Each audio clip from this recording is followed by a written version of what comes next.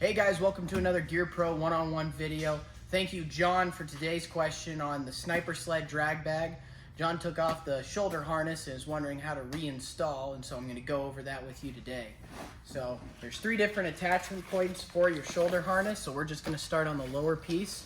You're going to have your hip belt here, and tucked behind here on either side are going to be 2 female buckles underneath. So you're just going to move the hip belt aside, buckle in.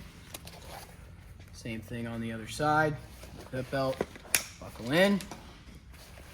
Next up, what we're going to do is we're going to attach the shoulder harness piece. So you're going to undo the Velcro here, and you have 2 ladder lock straps here. You're going to take the top one, you're going to put it underneath.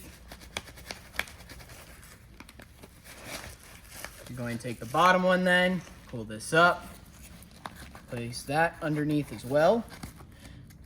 And guys, this works for all of our different ladder lock systems the same way, so this is really useful if you have one of your packs and are adjusting the shoulder harness height. But here we put female Velcro down to the male, and we can put our cover over it.